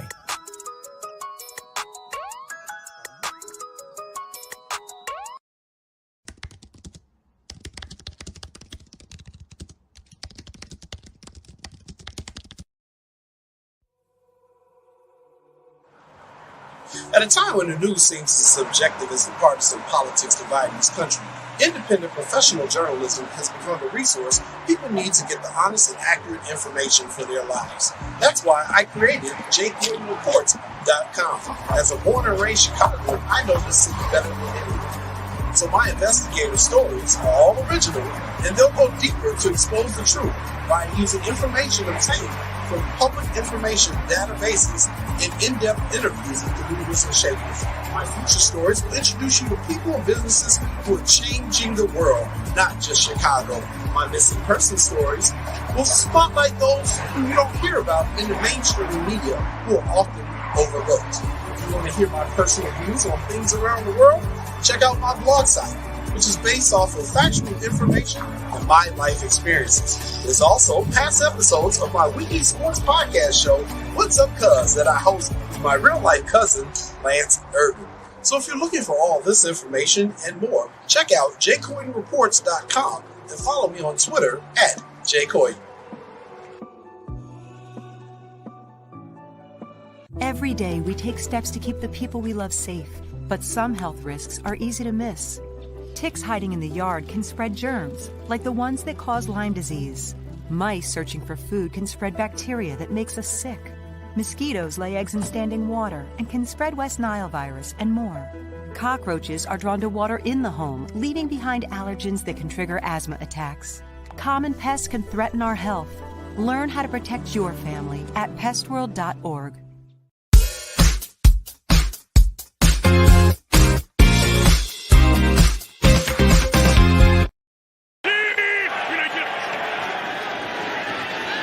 Rodgers with some time, pocket collapsing, and he's thrown down. Sacked by Travis Gibson.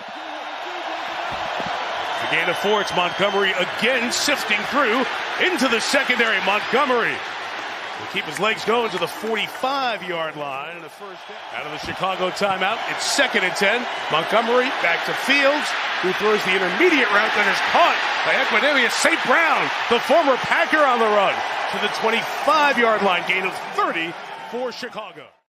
Welcome back to Shawn and Maya in the morning on Sports Zone Chicago. Those clips courtesy of NBC. We just got done with my man. Good to see him back, man. Awesome to catch up with him. My man Vic Chokshi. He's the head of sports betting at Fox Sports. And man, it was awesome. Awesome to talk to him. It's been a while. He's been running all over the country, man. Fox is flying from here to LA to New York to Miami. Dude, in charge of sports betting to Vegas. He's got to do what he's got to do. I ain't mad at him. I'm happy for him. I'm proud of him. Man, it's good to see one of the good guys, do so well. All right. He's been nothing but gracious since I met him 5 years ago, and we've been, doing our thing kind of together. And I'm super, super psyched for him, man. That's awesome. That is so awesome. He's the head honcho. Sports betting, baby. That's his whole thing for Fox Sports. That's awesome. That is great. His analysis on the Bears. All right. I'm telling you.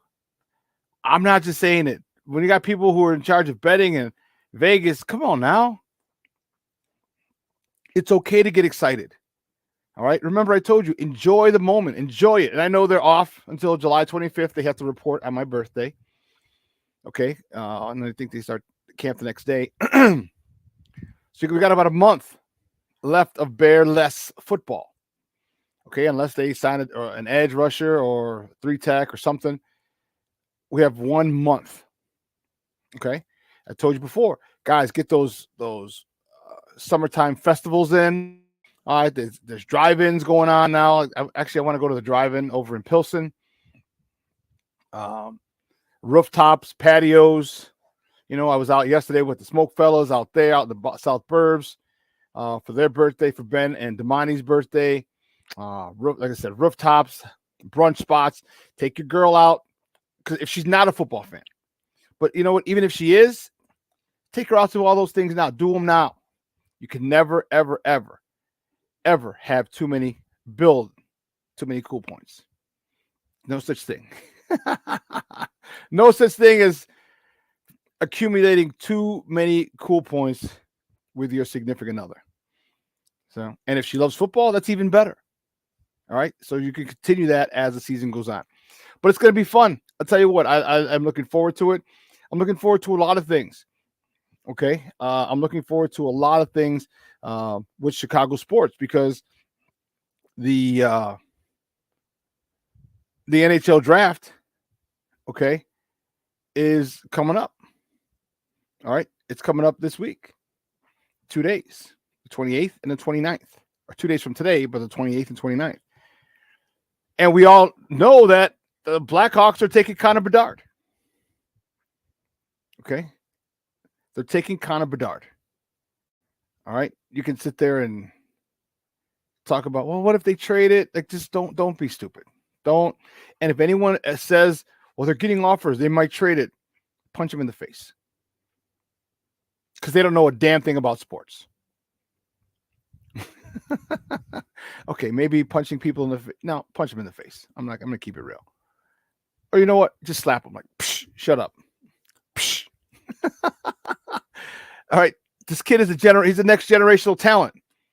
Okay. He's on the level of Austin Matthews. He's on the level of Connor McDavid. All right. This is that dude. He's on the level of Patrick Kane. When Patrick Kane, we got him years ago. Is that dude. So there's no ifs, ands, or buts. We're not considering a trade, or depending on what you offer in the trade package. No. He's coming to Chicago. All right. And I said, remember, the Hawks have 2 first-round picks. And if they feel the need to jump up and grab another stud to start fortifying their lines, like Adam Fantilli is another center. Imagine having Connor Bedard in one line as a center, Fantilli the second line as a center. Now the free agents are going to be like, oh, Charlie, hold on, player. I might want to go to the Blackhawks. So I would love for them to do something like that after the Houston Texans set that precedent. I think that'd be awesome. I think that would be amazing. But good things are coming for the Blackhawks. Okay, and no, we're not going to win the Stanley Cup this year or next year or even in 24, 25, 26.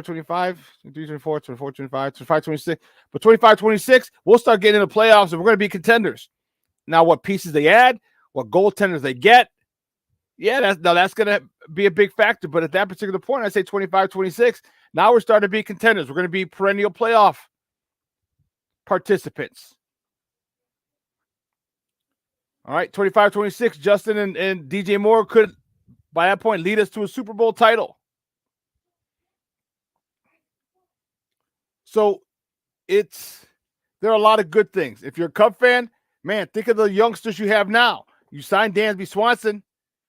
You got youngsters. 25, 26 could be the beginning of another window opening for you guys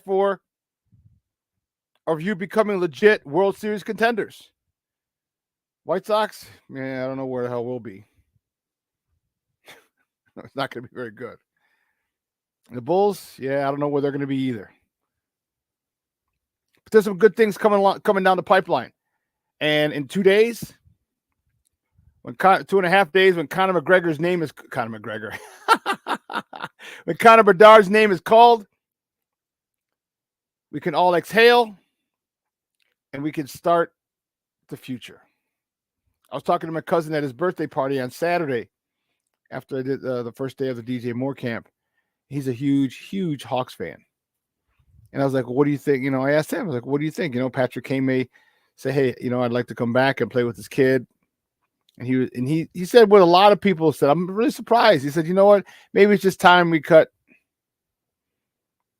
ties with Kane. Because don't forget, Kane had surgery. Get hip surgery. So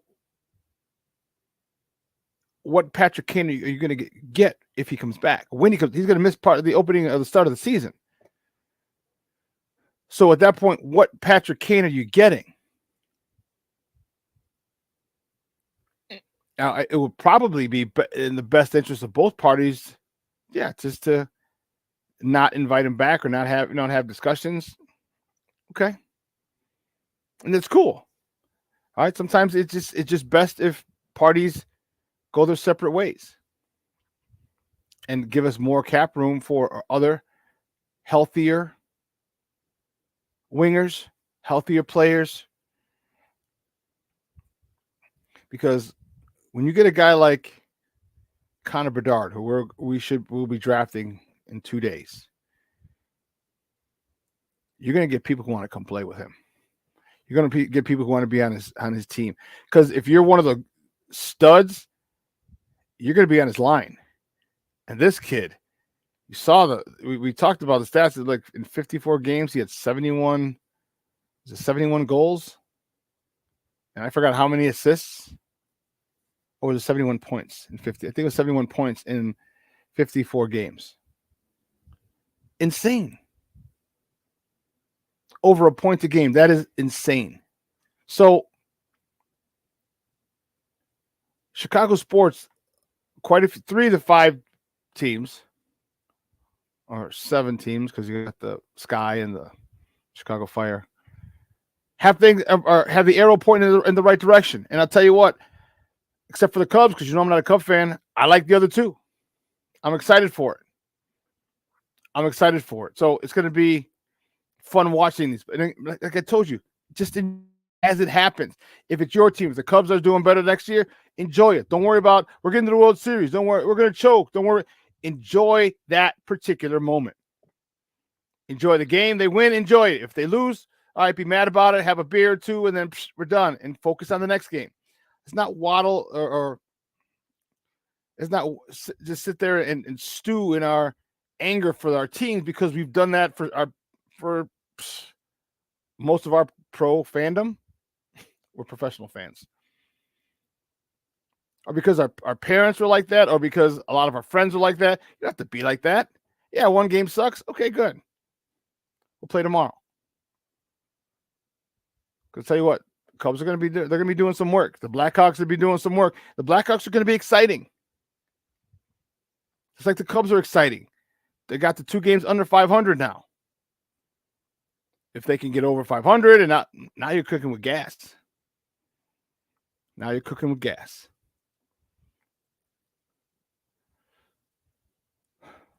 It was really, really weird today. Like knowing like the show's going to be over in about 9 minutes, because I'm used to having the 3 hours. So it's kind of like a quick abbreviated version of the show. I was like, whoa, that extra hour is a little, I'm missing it a little bit.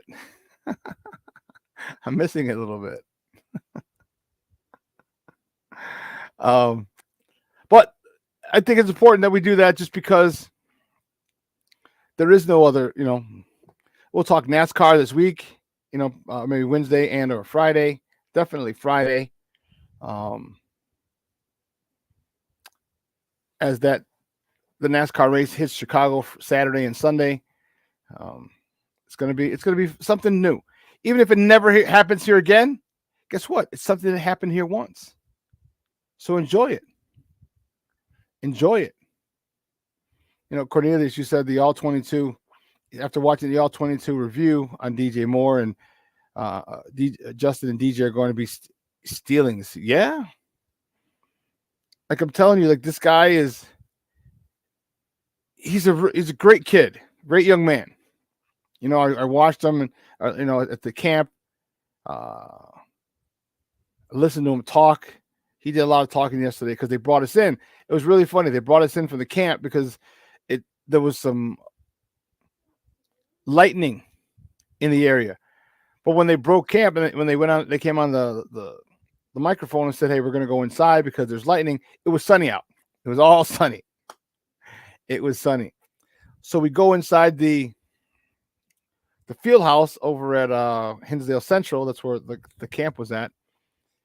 And we didn't finish the games or anything like that. We had Q&A with Justin. The kids asked a lot of questions. The parents got to ask some questions. And we came out, there was rain on the cars. I was like, holy cow. So we didn't even realize it was raining. But his answers, his ability to connect with the kids was something that I really enjoyed.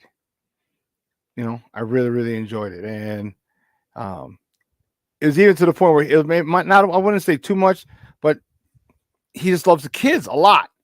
And so sometimes the camp leader's like, all right, listen, you got to go over there. Camp's over, or, Justin's on a free time right now. Like I think he would have been okay with having, more time just interacting with the kids. And the guy who ran the camp was just like, hey, listen, you're done. Get away, kid. In a nice way, of course. In a nice way. But yeah, it had me excited. So it had me excited. The thoughts. One of the kids, what was really funny, one of the kids asked him, another kid, how much money do you have? And the camp counselor goes, I'll answer it. He goes, more than enough, just because kids are. And then one of the kids, it was a tough question. He said, why did you take your hat off in the Saints game? If you recall, they scored a touchdown to tie the game on the last play of the game, a Hail Mary. Well, they were down 7. They scored a touchdown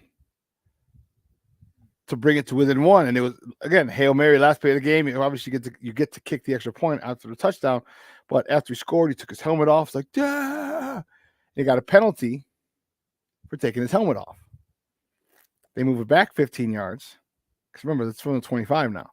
Move back to the 40, to the 47. So it's a 57-yard field goal for the extra point to tie it, just to tie it. They missed a 57-yard extra point, and Carolina lost. So one of the kids asked him, like, why did you take your helmet off in that game? And from the heart. And he was cool by it. He's like, you know what? There's a lot of emotions in that game. And he just got to me. I get it. I don't condone it. I'd be mad at him if I was his teammate, but I understand it. There are a couple things that I did playing. This is why I get it. This is why I love it. Like I understand it, because there are a couple things that I did that I use that's out of my character when I played. Not a lot, not often, but there are a couple things I did. So I get it. The game is emotional. Especially if you're having, you're having a good game, or the game is good. They're up, you're up. Good, it's a battle, and now that you're getting into it, it's really emotional. Whose kid was that, huh? A crumb snatcher. But yeah, he asked a lot of questions. And the parents asked, what piece of advice, what was the best advice you ever got? And then it was a 2-part question, the lady. And she said, what would you tell your younger self? And I thought that was cool. He was very honest, very open.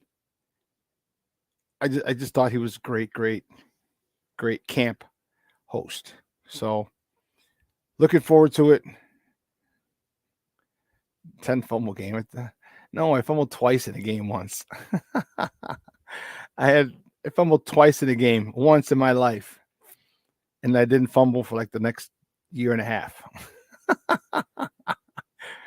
I told you I average 1 fumble a year. This is something I didn't do. Yeah. It happens to the best of us. Well, listen, man, 2 hours is come and gone. 120 minutes is, about up. I want to thank my guest, my man, Vic Chokshi. He's the head of sports betting over at Fox Sports. Good to catch up with him, talk some Bulls, talk some Sox, talk some Cubs, talk some Bears. Great talking with him as always. And I want to thank you guys. You guys for keeping this thread, this chat room lit. I do remember. Junior was a feisty one. Like, don't talk smack to his boy. Don't talk smack to his running back. I do remember. He just must get out of here. That's funny. Well, man, hey, thanks for keeping this chat live and jumping. I appreciate it. So what we're going to do is we're going to take a 46-hour break, not 45, not 46-hour break. And on the other side of the break, we'll see you on Wednesday. Same bad time, same bad channel, 9 a.m. to noon Central Standard Time. So for my guy, Steve Weekly, for getting all my clips together, for Elliot Baez, our executive producer, for Clarence Council III, our social media guy, and my co-host at Absentia. Guys, I'm your boy, the SuperBack, Shawn Sierra. Have a wonderful day. It is going to be, it's nice today. It's like a spring day, a little breeze. And then the next couple days, it's supposed to be 80s and 90s. 80s and 90s. So keep warm. If you have a pool, get there. If you're a friend with a pool. Oh, whoa. No. That just changed. Sorry. 74 today, 76 tomorrow, 79 Wednesday, 85 Thursday, 83 Friday, 86 Saturday, 80. All right. So we got a couple of cooler days, but that's okay. Doesn't matter. Enjoy the next couple of days. Spend it with your loved ones. All right. We truly never know how long we have with them. So make sure you spend time with your loved ones or just call them. Shoot them a quick text. Give them a quick call. Text might be easier because sometimes if they're chatty, they'll drag it on and you just want to say hi. So shoot them a quick text. Just let your loved ones know that you're thinking about them. All right. I guarantee it'll make their day. All right. So for everyone here at Sports Zone Chicago, make sure you stay tuned at 12:15. All right. Lakina McGee and Sydney Brown are going to join you for a couple hours and have more Chicago sports talk. All right. So make sure you tune into them. So again, for everybody here at Sports Zone Chicago, and once again, happy birthday, Ben Mull, Mr. Smokefella himself. Happy birthday to Damani, Lucky Luciano, Damani Pugh. Happy birthday, gentlemen. It was fun kicking it with you yesterday. So for everyone here at Sports Zone Chicago, guys, I'm your boy, the SuperBack, Shawn Sierra. I am gone. Ooh.